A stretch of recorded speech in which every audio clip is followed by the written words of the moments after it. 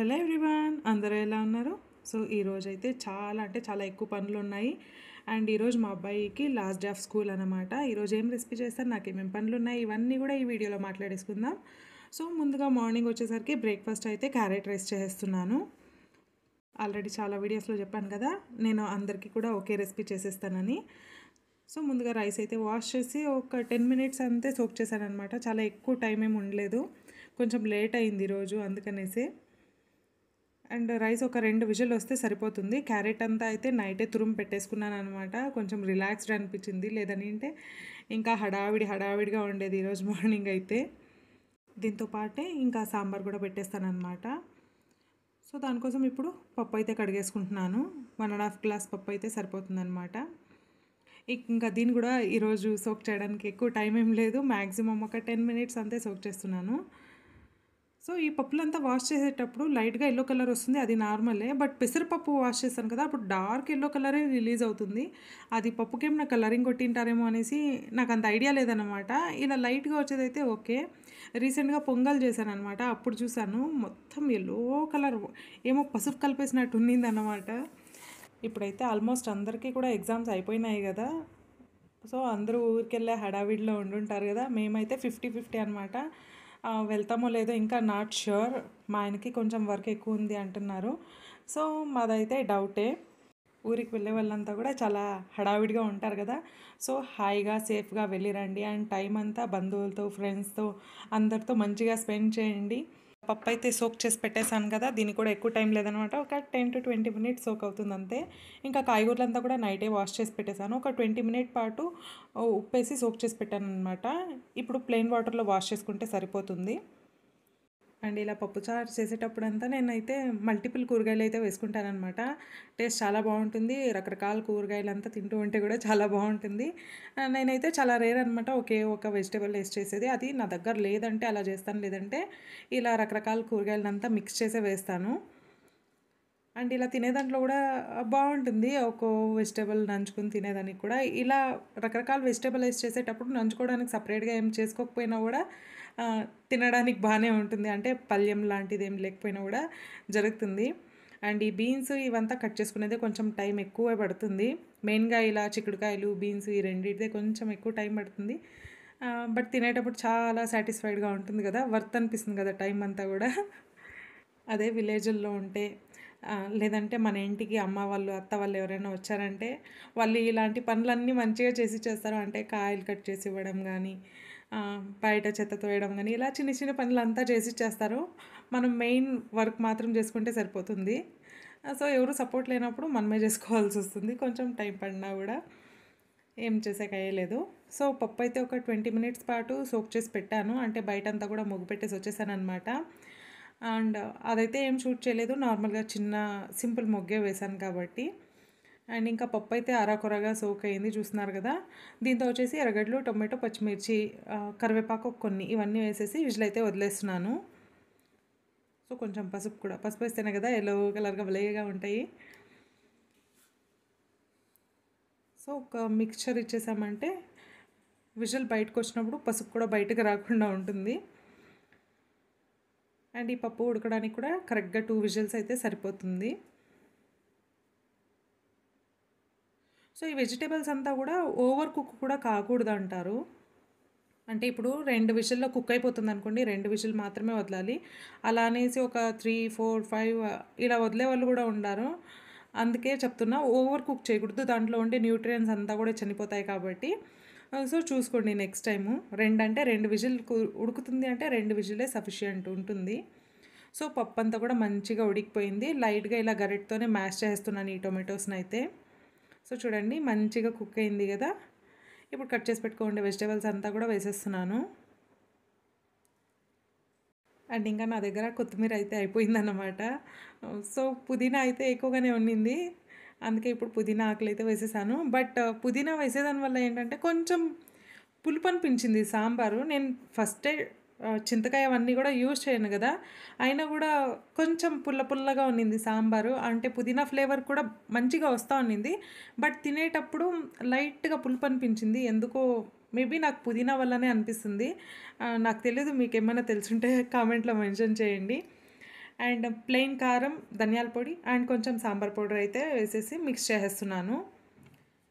నేను మెయిన్గా పప్పు సాంబార్ చేసేటప్పుడు ఈ ప్లెయిన్ కారం పొడి, ధనియాల పొడి యూజ్ చేయను. బట్ ఇప్పుడు నా దగ్గర లేదు.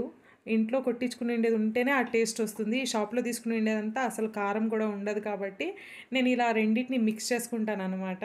సో అప్పుడు కొంచెం టేస్ట్ ఉంటుంది, కారం కూడా ఉంటుంది. ఉత్తి సాంబార్ పౌడర్ వేయాలంటే నిజంగా అస్సలు కారం ఉండదు. ఏ బ్రాండ్ కారం పొడి తీసుకున్నా కూడా నేను ఆల్మోస్ట్ అన్నీ ఇలా నా దగ్గర అయిపోయినప్పుడంతా ట్రై చేస్తూనే ఉంటాను. బట్ అంత టేస్ట్ రాదు. ఎంతున్నా మన సాంబార్ పౌడరే. అండ్ ఇంకా క్యారెట్ రైస్కి అయితే రెడీ చేసేయాలి. క్యారెట్ అయితే నైటే తురుము పెట్టేసుకున్నాను కాబట్టి సగం పని లేనట్టే. దీనైతే గీలో చేస్తే సూపర్గా టేస్ట్ ఉంటుంది. నేను ఈ రెసిపీ కూడా 2-3 సార్లు షేర్ చేశాను అనుకుంటాను. బట్ ఎన్నిసార్లు చేసుకుని తిన్నా కూడా, ఎన్నిసార్లు చెప్తున్నా కూడా చెప్పాలనిపిస్తుంది. ఇప్పుడైతే నేను కోకోనట్ ఆయిల్ అయితే యాడ్ చేసేసుకున్నాను. అండ్ సాసులు, జీలకర్ర, పట్ట, చిన్నగా లవంగం, ఒక 2-3 ఏలక్కాయలు అన్నమాట. నేను ఇప్పుడు చెప్పిన మెజర్మెంట్స్ అంతా వచ్చేసి ఒక 1/4 కిలో రైస్కి అనుకోండి. నేను వాష్ చేసి పెట్టినప్పుడు చిన్న కుక్కర్లో 2 గ్లాసెస్ అంటే 1/2 kg వస్తుంది. సో 1/4 kg రైస్కి అయితే ఈ మెజర్మెంట్స్ అనమాట. చూడండి, ఇంకా బిర్యానీ ఆకు ఉంటే కూడా వేసుకోవచ్చు, బాగుంటుంది ఫ్లేవర్ఫుల్గా అన్నిటికీ కూడా. సో ఇవన్నీ మంచిగా చిటపట్లాడుతున్నాయి, మంచిగా ఫ్రై కూడా అయింది కదా. జీడిపప్పు నచ్చితే ఈ స్టేజ్లోనే యాడ్ చేసుకోవచ్చు. మా పిల్లోనికి నడుమ అయితే నట్స్ అయితే ఏది నచ్చట్లేదు అన్నమాట. అందుకే దాన్ని అయితే స్కిప్ చేసేస్తున్నాను. ఇంకా పచ్చిమిర్చి, ఎర్రగడ్డలు ఈ 2 ఫ్రై చేసేసుకున్నాను. పసుపు కూడా వేసేసి కొంచెం ఉప్పు కూడా యాడ్ చేసుకుంటున్నాను. ఇవన్నీ కూడా కొంచెం ఫ్రై అవ్వాలన్నమాట. అంటే ఎర్రగడ్డలు లైట్గా కలర్ చేంజ్ అవుతుంది, పింకిష్ కలర్ వస్తుంది అంటారు కదా, ఆ స్టేజ్ వరకు ఫ్రై చేసేసుకుని నేనైతే క్యారెట్ని అయితే యాడ్ చేసేసుకుంటున్నాను. సో ఈ క్యారెట్ తురిమినప్పుడు చూడడానికి భలే బాగుంటుంది. కలర్ కూడా ఒకలాగా యూనిక్గా, ముట్టుకుంటూ ఉంటే కూడా మంచి కనకాంబరాల పూలు ఉంటాయి కదా, అలానే ఫీల్ ఉంటుంది.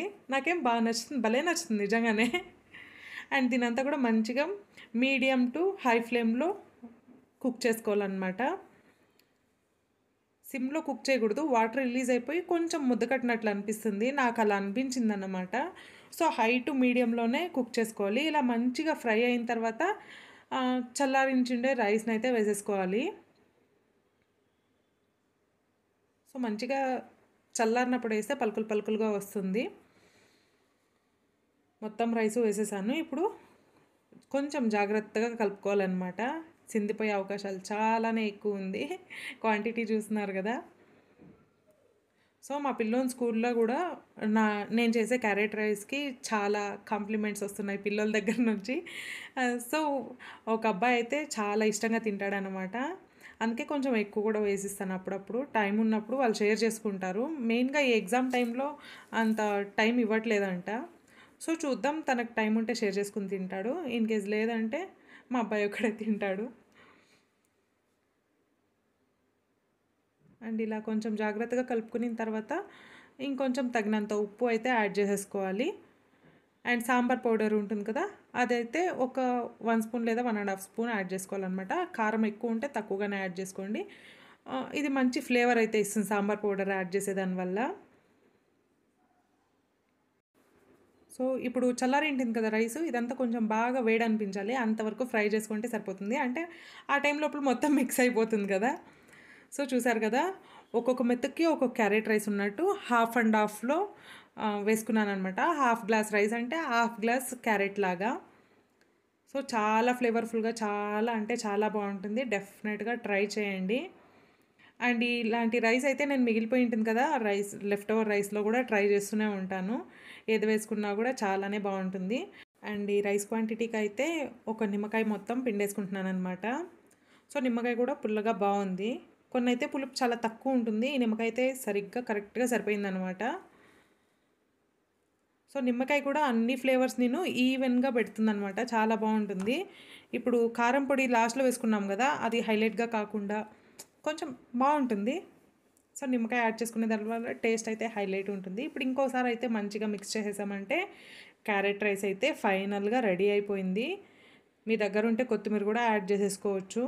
కలర్ఫుల్గా ఇంకా మంచిగా కనిపిస్తుంది, చూడడానికే చాలా బాగుంటుంది. సో సో మంచిగా కనిపిస్తుంది కదా. ఇప్పుడైతే బాక్స్కి ప్యాక్ చేసేయాలి.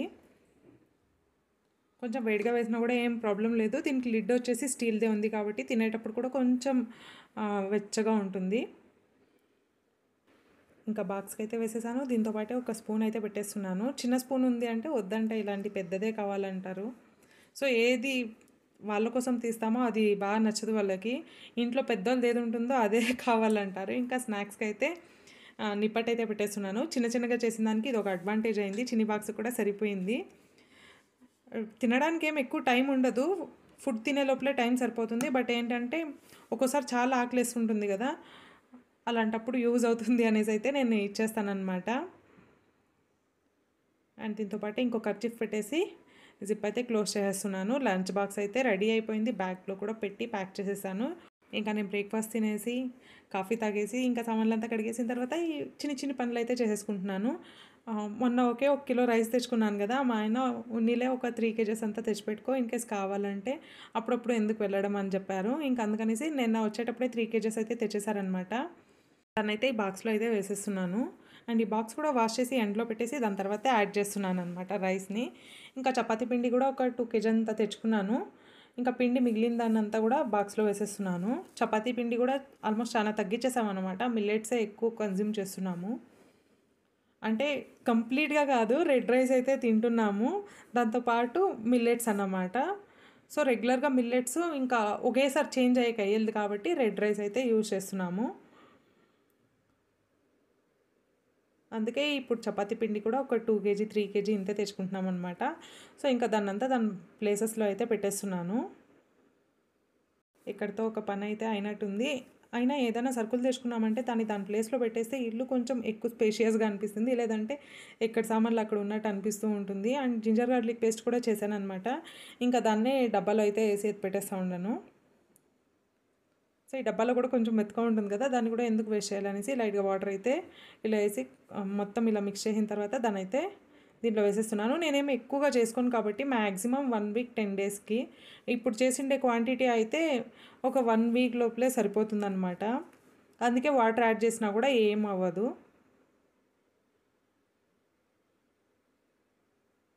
ఒక్కోసారి ఈ మూతలు వేసేది కూడా పెద్ద యుద్ధంలాగా అనిపిస్తుంది. అండ్ ఇప్పుడైతే మా ఆయనకి నెక్స్ట్ డే బర్త్డే ఉంది. తన కోసం అయితే గిఫ్ట్ తీసుకురావడానికి అయితే వెళ్తున్నాను. ఫస్ట్ ఈ చైన్ చూసాను అనమాట, వెండిది. బట్ అదేది చాలా చిన్నగా ఉండింది, సరిపోయే సైజు ఏది ఉండలేదన్నమాట. అందుకే ఇప్పుడైతే ఈ వెండి కడియాలు అయితే, అంటే చేతికేసుకునేదాన్ని కడియాలనే అంటారేమో నాకు తెలీదు, పిల్లోళ్ళకి కాలుకేసేదాన్ని కడియాలు అంటారు, దీనేమంటారో నాకు నిజంగానే తెలీదు. అండ్ మా పిల్లోనికి ఒకటి మా ఆయనకి ఒకటి అయితే తీసుకున్నాను. ఇద్దరికి ఒకేలాంటిదైతే చూస్ చేసుకున్నాను. అండ్ లయన్ ఫేస్ ఉండేది. చాలా అంటే చాలా అంటే చాలా నిజంగానే హ్యాపీగా ఉన్నాను. అండ్ మా ఆయనకి ఎప్పుడు కూడా ఇలాంటిదే గిఫ్ట్ ఇస్తూ ఉంటానన్నమాట. సంథింగ్ ఎప్పుడు గుర్తుండాలి, వాల్యుబుల్ ఉండాలి ఇలాంటిదే. అండ్ రేపటికి పాయసం చేసేదానికి అండ్ ఇంకా పండగకి 50-50 ఛాన్సెస్ కదా, సో కొంచెం మైదా పిండి కందిపప్పు కూడా తెచ్చుకున్నాను ఒబ్బట్లు చేసేదానికి అవసరమవుతుందనేసి. ఇన్ కేస్ ఊరికి వెళ్తున్నా కూడా ఇది ఇంకేంకన్నా కూడా నెక్స్ట్ టైం చేసుకోవడానికి అవుతుంది అనేసి. అండ్ ఈ చిక్కీలు అయితే తీసుకున్నాము. అండ్ ఈవినింగ్ వాకింగ్కి వెళ్ళేటప్పుడు చూస్తే ఎంత బ్యూటిఫుల్ ఉన్నిందో స్కై, చాలా అంటే చాలా బాగా కనిపిస్తూ ఉండే.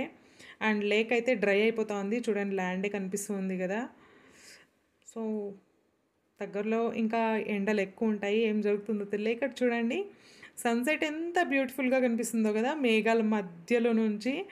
చాలా అంటే చాలా నచ్చుతుంది నాకు ఇలాంటివన్నీ చూడడానికి. ఇలా చూడడానికే ఇక్కడ కూర్చుని మరీ చూస్తున్నాము, అంత బ్యూటిఫుల్ ఉండే.